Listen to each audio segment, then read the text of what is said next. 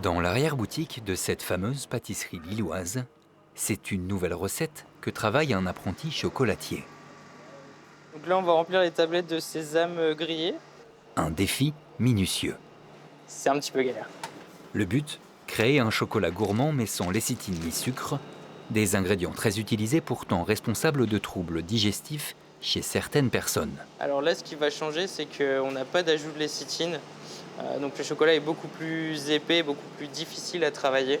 Il va falloir appuyer un petit peu plus sur la poche et avoir un tapotage un peu plus régulier à la fin de la tablette.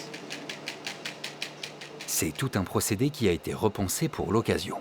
La température de fonte n'est pas réellement la même, il faut le fondre un petit peu moins fort pour éviter de brûler le chocolat. Après, il faut aussi apprendre à le travailler, donc pour le tablage qui est totalement différent dû à la viscosité. Derrière cette création, un travail d'équipe regroupant chocolatiers, professionnels de santé On va goûter. et membres d'une association de malades. Très bon.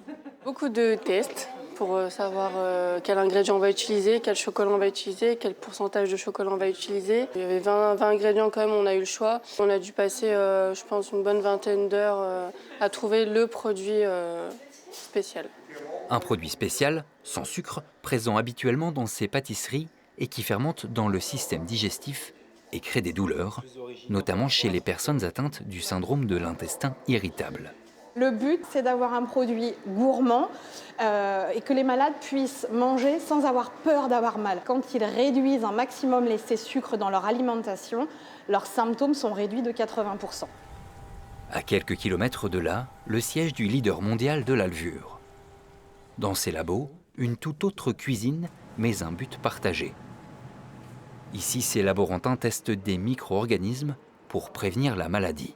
Chaque bocal correspond à un compartiment du système digestif. On essaye de se mettre au plus proche des conditions chimiques, biologiques et physiques présentes dans l'intestin. On essaye de vérifier la capacité d'une levure à pouvoir lutter contre l'apparition de maladies digestives. Dans le monde, 30 à 40% de la population serait touchée par des troubles et des pathologies digestives.